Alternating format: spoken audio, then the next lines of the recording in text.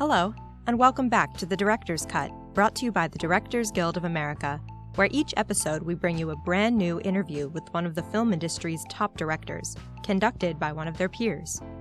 Remember to subscribe to our podcast on iTunes or wherever you get your podcasts. And if you're enjoying The Director's Cut, please take a moment to rate and review us on iTunes or like us on SoundCloud. We love hearing your feedback.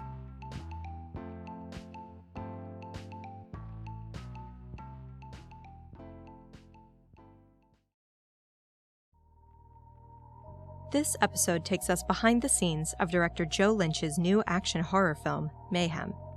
The film tells the story of Derek Cho, an attorney who is unjustly fired after being framed by a coworker. But when a strange virus that makes people act out their worst impulses infects the law office, Derek is forced to fight for his job and his life. In addition to Mayhem, Mr. Lynch's credits include the feature films Everly and Nights of Badassdom, the miniseries 12 Deadly Days, an episode of the series Saber, and the short films Raya Yarborough Silent Night and Venom Truth in Journalism. Following a recent screening of the film at the DGA Theater in Los Angeles, Mr. Lynch spoke with director Joe Carnahan about filming Mayhem. During their conversation, Mr. Lynch discusses his life as a working-class filmmaker, how he integrates his iPhone into his directorial approach, and the influence of Paul Brickman's Risky Business on the movie. There's a few people here. All right. I love you all. Let me just say that this is a dream come true, that I would be sitting in front of tens of you in the hallowed halls of DGA 1. I know. Like when you become a member and you sit in this room for the first time, you have that dream. You have that dream of, oh my God, I'm going to see myself with a bad mustache on the big screen one day. By the way, how about Joe Lynch might have had the performance of this movie? Well, Wow. The best is going to be when you hear this back on the podcast. It's just going to be that like.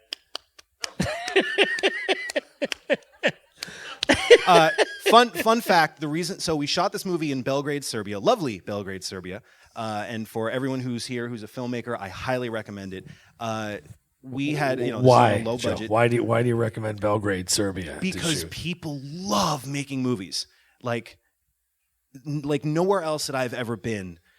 Versus communist oppression, yes, I think. Well, no, it's the difference between like, a grip who goes, "I'm going to lunch," and a Serbian grip who's like, "So, what do you want? Do you want you're going for like a Bertolucci, or you're going for something that's a little more verite? What do you want?" And this is from the grips, Wow. So the fact that these people are so excited that they get to do a job halfway around the world, that they get to make decisions that are going to be seen globally by tens of people in the DGA theater. Like that's tens amazing. of people. That to me was so exciting, and who doesn't want to work with people who really want to be there on set? So that's my entire crew and cast. But when we made the movie, we were shooting it in Serbia, and we had a very strict limitation on how many people we can bring from the States or even from London. So we literally ran out of English-speaking Serbian people, actors, to be in the film. So we needed an IT guy, and I couldn't have a guy who's like, "Well, my servers are down. Oh, too bad for you." I needed someone who's going to be that typical American douchebag, and I can only think of one person. Who would be the typical but it was American totally douchebag? out of necessity. It was fine, I'll do it. It really was an excuse to just hang out with my two favorite people in the world, Steven and Samara, and also have a great porn stash on film. So yeah. All right, so let me ask the first of the formal questions. Okay. How did the script come? So it's Matthias Caruso who wrote the script. So how did this come to you? Well, that saying, when the script landed on my desk. Right. Most times no one has a fucking desk. Oh, sorry, boops. Okay. No one has you a desk. If you can't say fuck in the DGA theater, we're in for a long night. Well, after you've seen about 500 of the F-bombs happening in this movie, exactly. I think I've topped Dawn of Day of the Dead for the amount of F-bombs. But when I got this script, it literally landed on my desk in a cubicle in a corporate job. That's exactly what happened. I was working a corporate gig. Wait a minute, that's insane. So wait, When did it happen? Like, when did this script actually Come on, Joe. You know that the days of No, development Joe, I deals and don't. residuals and, I'm between projects right now. Those are all gone, and I'm a working class filmmaker, and this is more a hobby than it is something that I can sustain myself. So, when I have these productions, I treat them like it's like heaven. It's like summer camp. It's like, but the way that the industry is, it's really hard to be able to sustain yourself career-wise doing this. So I had finished my last film, also in Serbia, Everly with Salma Hayek. So I get this script, and I'm in this job, and I am not happy with where I am in life, but I have to pay the bills. I have to make rent. And when I read this script, all the movies that I've done before, I can't believe I said that, but the movies that I had done before have all been based on a want.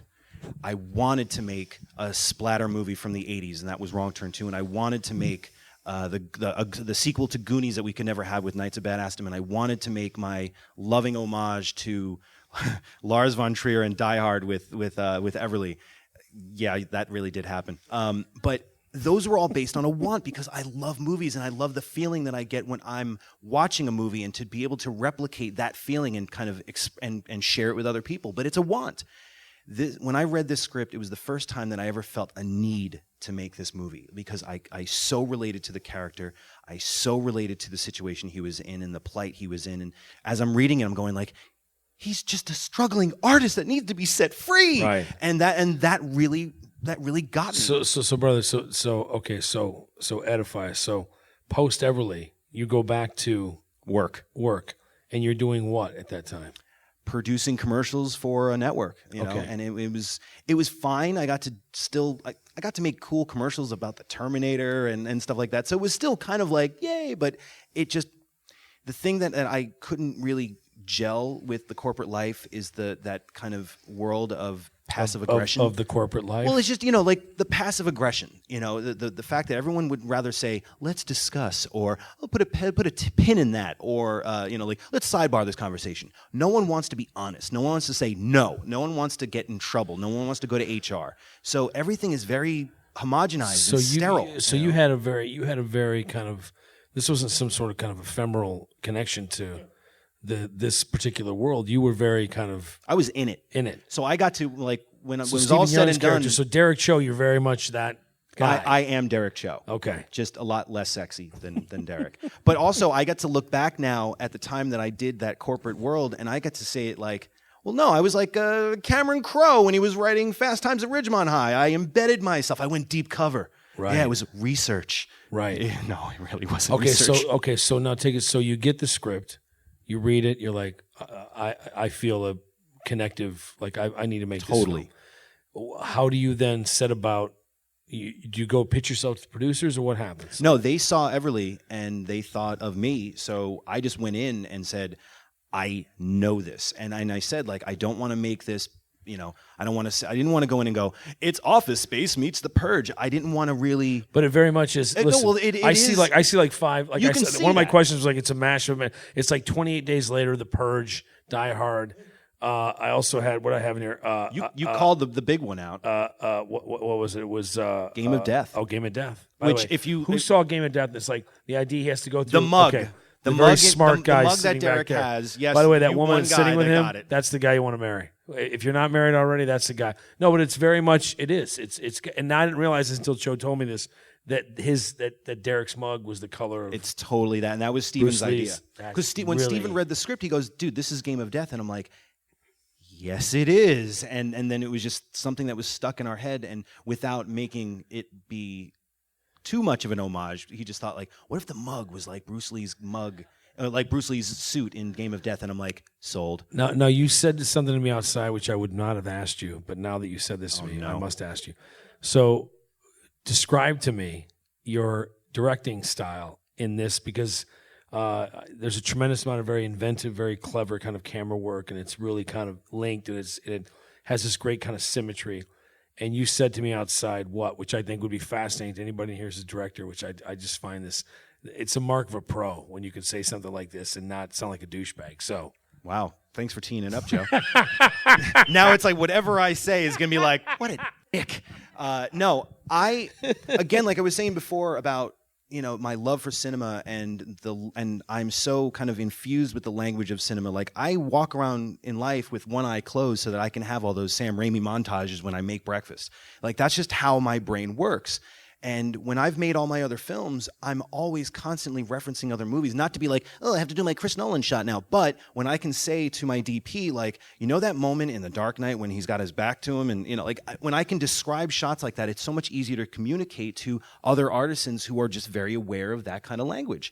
So in the past, I had always, copiously shot listed and storyboarded whenever I could, animatic when I had the time or the money or could get a favor out of somebody. This was the first movie, and partially due to necessity, where we only had 5 weeks of prep. We literally got booted from America to Serbia, and it was just like, go, hit the ground running and go.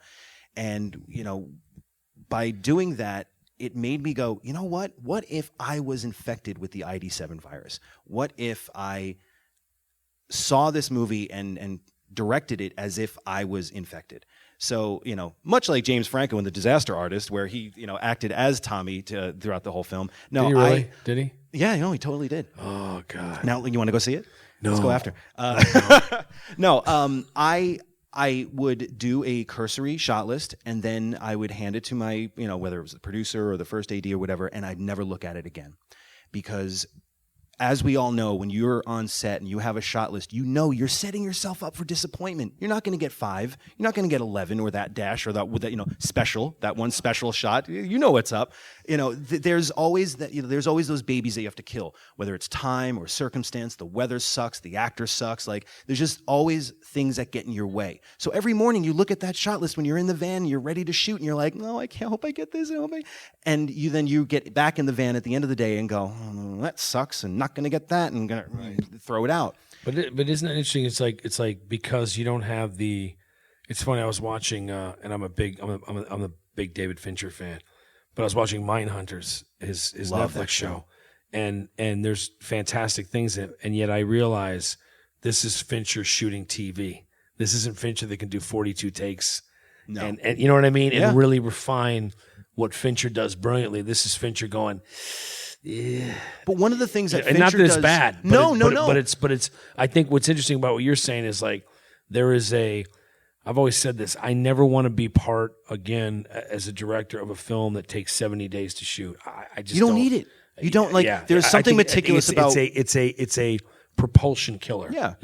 The thing about Fincher that I admire, especially in Mindhunters now, is like watching it is when you watch a Fincher shot, he uses the characters and the actors' movement to move the camera. Yeah. Now, you do that, if you try to shot list that shit, like you're going to end up disappointed because the actor's going to go this way and he's going to zig instead of zag. So you have to be somewhat instinctual with that. So that's what I did every day on set. Brother, I went with my instinct. The idea of the ID7, was that something you felt, because we all know, like as directors, it's like, Scorsese said, I shot Goodfellas the way a gangster would shoot a movie. I'm going to freeze frame it, this and that. There's something really, and you mentioned me outside, very liberating about that. So, oh my God. Describe, versus something like Everly, which I know you had to rigorously shot list. Which, by the way, which is a testament because it's a very refined, gorgeous, choreographed, which is it's not that it's any different with Mayhem, but there's certainly a difference. Yeah, the beats are very different. So how does that, for you directorially, how does that free you? Oh my God. I got in the van at the end of every night and went, hell yes. I walked away feeling like a genius, because we would have to, there's that pressure, there's that, that butterfly in the stomach feeling that after you block everything, you're just like, uh-oh, now what? Know? But thankfully, I had worked with my DP from Everly again on Mayhem, so we had a shorthand, and he had a shorthand with the entire Serbian crew. So we got to move so fast. We had 2 cameras on these Ronin rigs. So I can have a dolly if I wanted. I can have a Steadicam if I wanted. If I wanted to have the camera all the way down, Greg Tolan style, like looking up, within minutes. It wasn't like, well, we got to pull the rails out, or we got to dig a hole. No, it was like instantaneous. By the way, who just got the Greg Tolan reference? Let me see a show of hands. We're hanging out with this guy afterwards. Everybody get it? Okay, tell me what he shot. Thank you. Now that's the right answer. By the way, this guy who said I got it is the only guy that got it. All right, whatever. I know, brother. You never know, dude. You just gotta. Sometimes you gotta poke the bear. You know. But that's really why, like, every day felt so exciting because I didn't know what was going to happen. I didn't know what was going to, like, I knew all the challenges I had. I had time and I had a lack of money, and that's always going to be your biggest hurdle.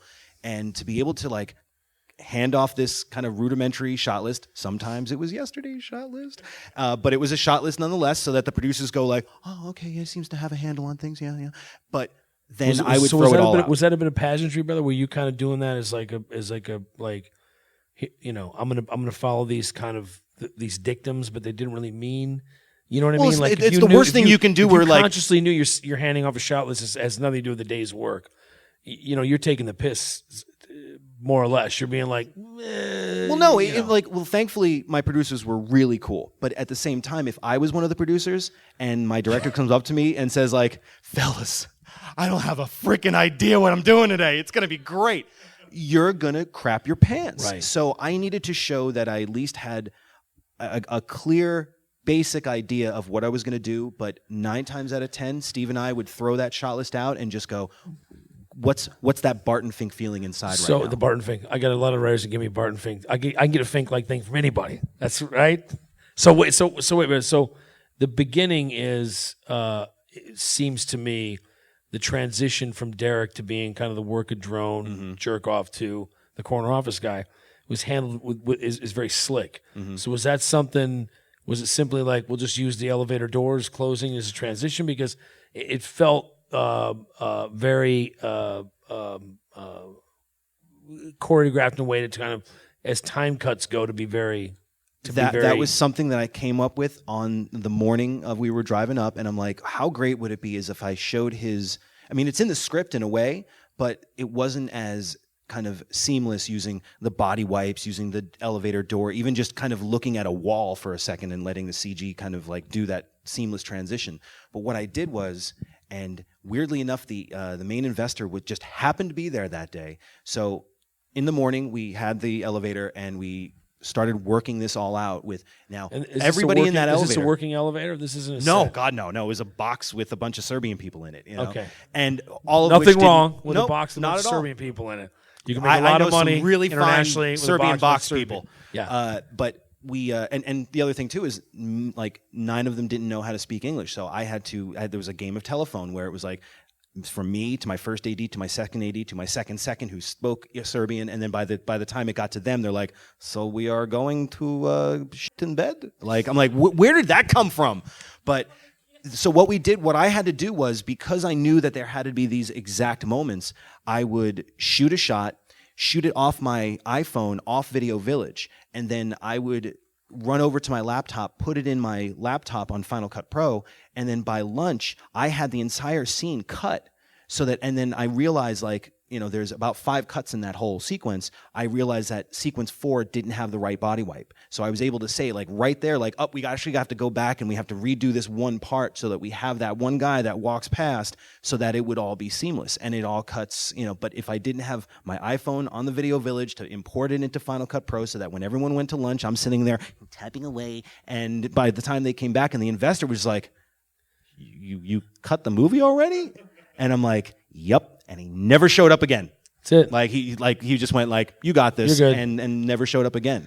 So it was a testament to just kind of going with the flow. I don't think I would have been able to get that without just not being stuck to that shot list where I'm like, I have to get this and I have to get this. And did you feel okay? So the budget was what? 2.4. $2.4 million. Yeah. So did you feel a certain amount of liberation from? It's like, okay, we're on the hook, but we're not on the hook for $20 million. We're on the hook for Well, I mean, no matter what, look, again, it's my lowest budget movie, but at the same time, I was halfway around the world, and I wasn't tethered to, like, my first movie was with Fox, so every decision I made, even like, should I have the omelet this morning? And it would have to be vetted by like 3 or 4 execs. Here, they just implicitly trusted me, and because I had such goodwill with the crew, because again, I had worked with this crew on Everly, and when we went around the world, basically, kind of trying to figure out where we were going to shoot it, and we were kind of taxed tax break dodging or tax break hunting in a way. And we went to Pittsburgh and it was 15 days, and we went to New Orleans and it was 16 days, and it was Vancouver 17. And I'm like, I can't do this on 17 days. So I reluctantly was like, maybe we should try Serbia. And my producers were like, no. And then we made a phone call, and the first thing they said was, oh, you mean the crazy guy who had all blood from last film? We actually have a barrel of blood if you need to come back and use barrel of blood. And I just went like, I just saved $1,000. Like, we're already set, It's like I'm already thinking economically. But they gave us 25 days, and like knowing that both myself and Steve had worked with this crew already. They were so it was a lot of the point. Everly guys. It was a lot of the Everly crew, right. And we got to promote them too. So there was also a great sense of like ownership. Great. Like our art director became the production designer, and a lot of the assistants became keys, and everyone just worked so in tandem and so well together that, I mean, they were almost ahead of me at times, but I needed that because we had a lot of stuff to cover in a very short amount of time. Right. So but let me ask you this: the political climate in this country right now. Mm-hmm. How much of that kind of factored into what you were doing on Mayhem? Was it just a kind of a happy accident, or was it like, were you aware of like the disastrous turn that we were taking? Oh, God, I because I think being out of the country and looking at it from like outside in, when everyone's like, they look at you and go, Trump, really? Like right. Everybody's looking at Serbians you just like, are like, you guys are schmucks. Yeah. They're looking at like me and Steve and some of the other Americans and just going schmucks. Funny enough, the thing that got affected most by this, I mean, aside from the fact that the boss is a conniving, evil CEO turned leader, his aspirations, I would even tell Stephen Brand, I'm like, you want to be president, and that would immediately make him go like, I've got this. But the thing that changed the most from the movie, and we shot this in March of 2016, so Trump was already gaining momentum, and it was more of like it'll never happen to, and right. The climate in the world at the time that we were kind of coming up with, like when I first met Stephen, and the way that the script was, the script is the ending. The ending of the film is in the script, and but when Stephen and I met. And he and I are huge fans of 70s cinema and how you can get away at least in the 70s, you can get away with those ambiguous endings where you can have the dour endings, you can have the parallax view endings. And he said to me, and this really blew me away, he goes, what if Derek takes the gig? And he went on this 45-minute rant about how Derek should take the gig, and went on about like all the politics of what it's like to be an Asian American in executive in corporate America, and how there's this thing called the Oriental ceiling. I mean, we can go on for hours about this shit, but he really had this compelling idea about what if we pull the carpet out from under the audience and show them like what it's like to be corrupted. And it was fascinating, and I went like, that could actually work. And the other thing too that I thought would work well is all I'd have to do is augment a couple takes. I shoot it the same exact way, but instead of him saying I quit, he sits down and takes a flute of champagne and looks right in the barrel of the camera, and the VO says, so I took the gig. And that's it. And it was something that we kept in the back of our pocket the entire time. No, did you have that? Did you shoot that ending? Yeah, absolutely. Wow. So we shot that version. So what prevented you from saying, to hell with it, we're going to do that? So we shot it, because it would have been the absolute corkscrew of a. It would have screwed the movie, but do you think it would have screwed the movie? Like, given like where we are right now? Yeah, right now, I think people want happy endings, and I think people want hope, and I think people want heroes, especially now. And I think that there you go, Marvel. Like, but you'll seriously, be in business for a long time. We tested both versions, to smaller, like a small contingent of people, and very quickly we realized that. Right now, I don't think we want to see the bad guy win. We've already seen the bad guy win enough, and this was around the time of the election too. So it was just that moment. But if Stephen Brand's character dies as he does in the movie, he always dies. Is it the same? Is it now? I'm being devil's advocate. It's like, is it the same if Derek says, "I took the job because I knew I could do good," blah blah blah. I'm not trying to rewrite the movie. No. But I'm like that. Please do. I find that fascinating. No, I find that fascinating that you had that ending kind of in your hip pocket, and it's like, And because you look at something like Parallax View, it's like, Warren Beatty gets shotgunned at the end, and that's or that's French it. Connection, where Popeye Doyle shoots his commissioner and kind of gets away with it, Right. But it's an ending that makes you all walk out and going like, and Travis Bickle is like, is she in the back of the car? Does you don't he really know. give her a ride? Who knows? It was a different time. It was different politics. It was a different perspective and culture. And here it felt like the world needs a little bit of happiness, and I would rather have people walk out going like, hell yeah, instead of like, Right. So it was letting the cultural climate of the moment dictate which ending we did. Right. And we could have gone with both, and honestly, and it's stupid that we didn't put it on the Blu-ray, but that version could have worked. But I think it would have worked if Hillary won, or if Right. something else happened, Right. or if maybe That's this was interesting. 3 or 4 years earlier, Yeah. where things were complacent and comfortable.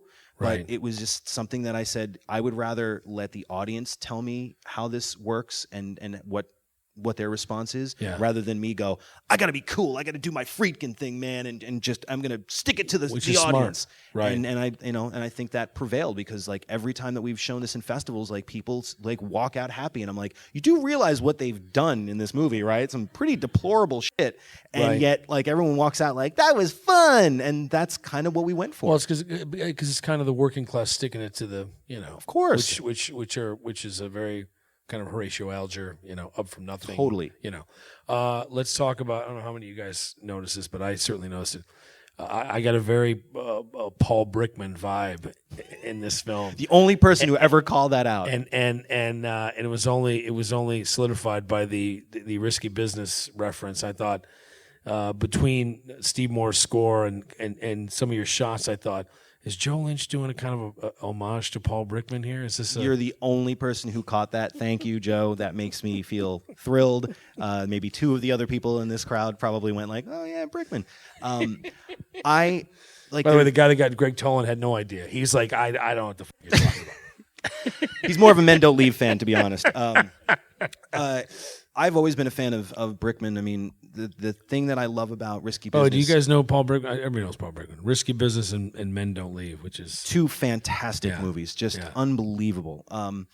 And the thing that Brickman did, and you look at it now, especially when you look back at like Tom Cruise's career, like how he was able to take a script that could have been broad as hell. I mean, you had Curtis, from Revenge of the Nerds and Better Off Dead in it, and yet you grounded him. And you had Joey Pants in it, and yet he's menacing. And you have Tom Cruise, who, if you cast someone else, I think the movie would have been a broad comedy. You cast him in it, and you temper his obsession, and you temper his humanity and what he goes through, and it makes him a star because he's human. And it, like the whole moment when he puts on the sunglasses and does that killer smile moment that became part of the poster, he had to earn that moment. And Right. when I met Steven, I got the same vibe from Steven. Now, I was a huge Walking Dead fan, I still am, and there was something about Steven that I loved because, he also had 5 seasons to pull this off, but he went from kind of a foily, Glenn. Glenn went from kind of a sidekick to his own person, to a hero. A fallen hero, unfortunately. Spoiler alert, sorry. But there was something about him that just felt so much more. He was a human movie star to me.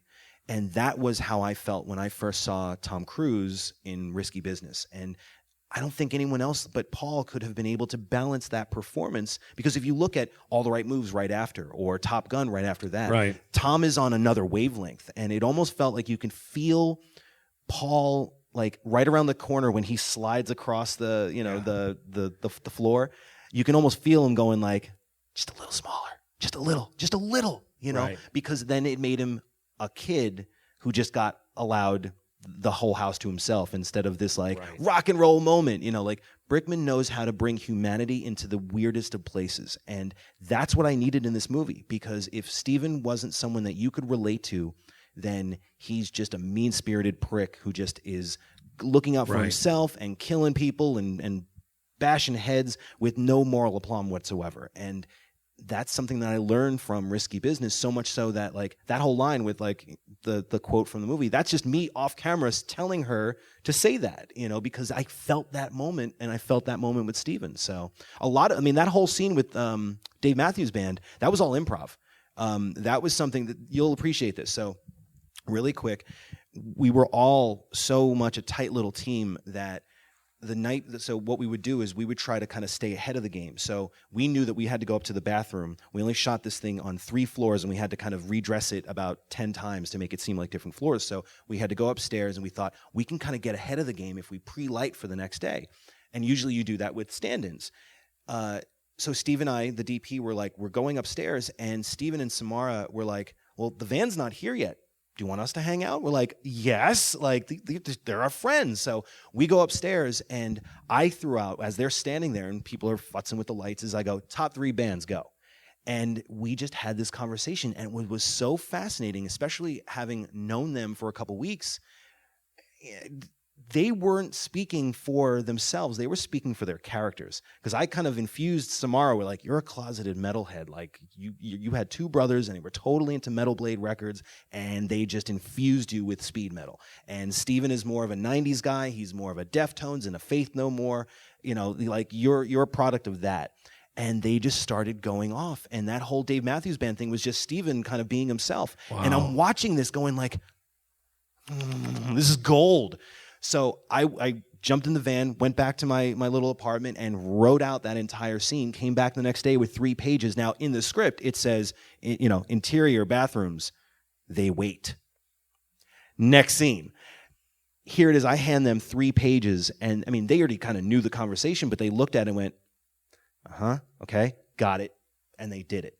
And because of that, unfortunately, I had to stalk Dave Matthews Band for about 8 months to try to get that goddamn song in there, because it just kind of became part of the movie. Got it. Which we got it. Like, I literally had to stalk Dave Matthews. Shocker that Dave Matthews didn't need the money right now. I'm just saying, it's great. Well, he was cool enough, like you know, Dave and the guys in Faith No More. Yeah, I mean, they're my favorite band. I was listening going, God, is that a Dave Matthews? And I thought, oh no, that's the song. That's the song. And the fact that it's in there, but the fact that it's a post-coital sex scene song now in a movie is like, it's an honor, to be honest. Like hopefully someday someone will hear that on Jack FM and go, I'm getting kind of horny. It'll never happen, but possibly. I hope not, Joe. I hope not. God, I hope not. Okay, we're gonna wrap it up.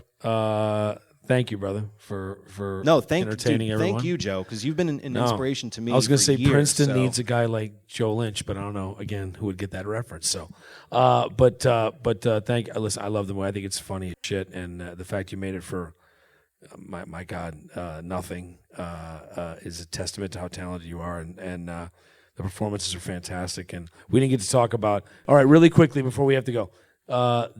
Okay, 2 scenes really quick. The spitting scene. Yes.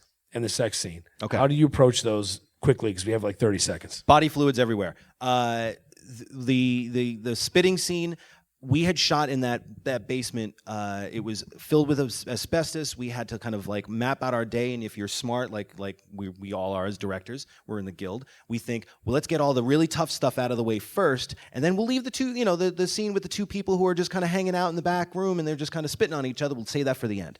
Well, I had 45 minutes to do all of that stuff with them, like her walking around, them punching each other, and everything. 2 cameras, single camera? 2 cameras the whole time. And my DP Steve and I said, well, we had a shot list, and we just kind of again went with our gut and just shot that thing. And the spitting thing was always in the script as a litmus test, because I wanted to see if whoever we were going out to, or whoever was, you know, up for the role or whatever, eventually something like that is something that usually gets thrown out, whether it's in the development stage, whether it's like when you cast it, even up to the day where someone goes, really? Do I have to? Never a peep. And both of them knew that was kind of an important thing, and they just went with it. Like, first take, they're just spitting all over each other. And it's just, they had amazing chemistry. They literally also have a couple of diseases at this point. But they were so game, and they just went for it. And the same thing with the sex scene. You know, I hate sex scenes that are I do too. Choreographed. You know, so I wanted to make it sloppy. I wanted them to not even be able to take their clothes off. They're just trying to get genitals through clothing.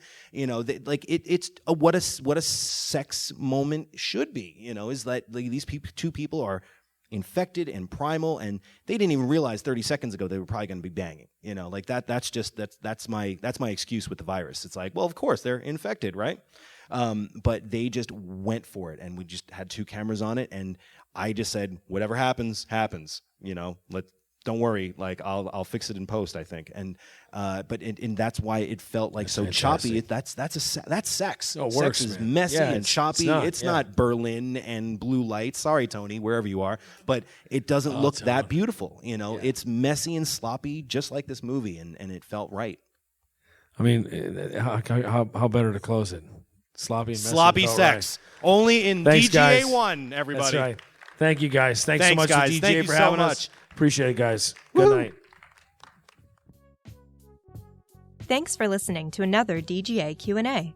If you'd like to hear more, you can find past episodes of The Director's Cut wherever you listen to podcasts. And stay tuned for more episodes, including Alexander Payne's Downsizing, Paul Thomas Anderson's Phantom Thread, and Guillermo del Toro's The Shape of Water. Be sure to click subscribe so you won't miss an episode. And if you're enjoying the podcast, please like, share, and leave us a review. We'd love to hear your feedback. Thanks again for listening, and we'll see you next time. This podcast is produced by the Directors Guild of America. Music is by Dan Wally.